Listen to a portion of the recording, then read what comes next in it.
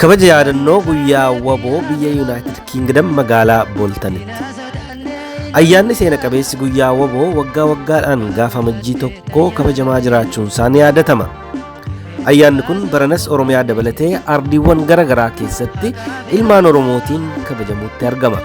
Hawaasni Oromoo biyya UK fi naannoo ishiitti argamanis guyyaa seena qabeessa kana sababeeffachuudhaan gaafa amajjii 18 bara 2020 kutaa Greater Manchester magaalaa Boltanitti ayyaaneffachuuf kan saganteeffatan yoo ta'u, hawaasni Oromoo biyya United Kingdom fi naannoo ishiitti jiraatus guyyaa seena qabeessa kanarratti argamuudhaan ayyaanicha akka waliin kabajnuuf koreen qindeessituu ayyaanichaa affeerraa isiniif dhiyeessa.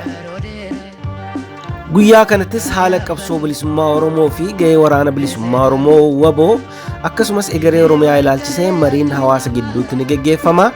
Keessummoonni dhimma kanarratti yaada uummataa qoodanii fi kallattii qabsoo uummataaf akeekanis ni dhiyaatu.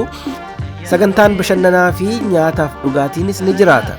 Egaa baga ayyaana guyyaa waraana bilisummaa Oromootiinis ni ga'e jechaa waltajjii amajjii 18 bara 2020 magaalaa Boltanitti saganteeffamee jiru kanarratti qooda akka fudhattaniif kabaja Oromummaatiin isin gaafanna.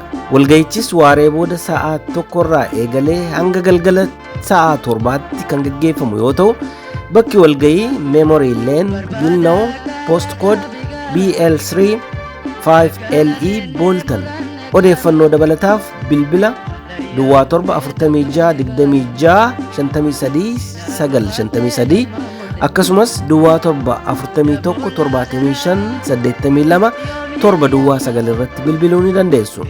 Irran deebi'aa bakki walga'ii Memory Lane Gilnow Postcode BL3 5LE Bolton.